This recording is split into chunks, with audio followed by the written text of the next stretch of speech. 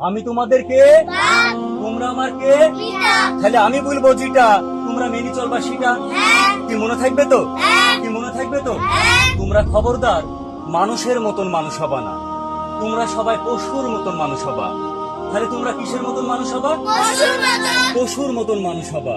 ঠিক যেমন একটা বাঘ কখনো একটা বাঘকে হত্যা করে না, একটা সিংহ কখনো একটা সিংহকে শিকার করে না, ঠিক তেমনই তোমরাও কোনো মানুষের ক্ষতি করবা না, কোনো মানুষের অন্যায় করবা না, কোনো মানুষের মেরি খাবা না। কি মনে থাকবে তো? কি মনে থাকবে তো? আবার যেমন ধরো আমি তোমাদের বাপ, তোমাদের জন্য ছানি পানি করে দুবেলা দুমুঠো খাবারের ব্যবস্থা করছি। তাহলে বাপকে তোমাকে ভালোবাসার দান দিতে হবে না? বাপকে তোমাদের ভালোবাসার প্রতিদান দিতে হবে না? বাপকে অবশ্যই ভালোবাসার প্রতিদান দিবা। মনে থাকবে তো? বাপকে ভালোবাসার প্রতিদান দিবা।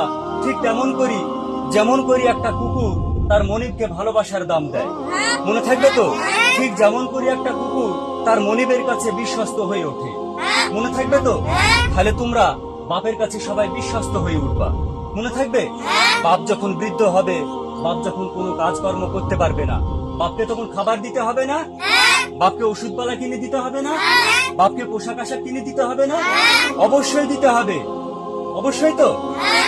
তাহলে একটা কথা মনে রাখবা, দুষ্টু ছেলের বাপ হওয়ার চাইতে একটা শান্ত সৃষ্ট কুকুরের মনিব হওয়া অনেক ভালো। বুঝতে পেরেছো কথাটা? দুষ্টু ছেলের বাপ হওয়ার চাইতে একটা শান্ত সৃষ্ট কুকুরের মনিব হওয়া অনেক ভালো।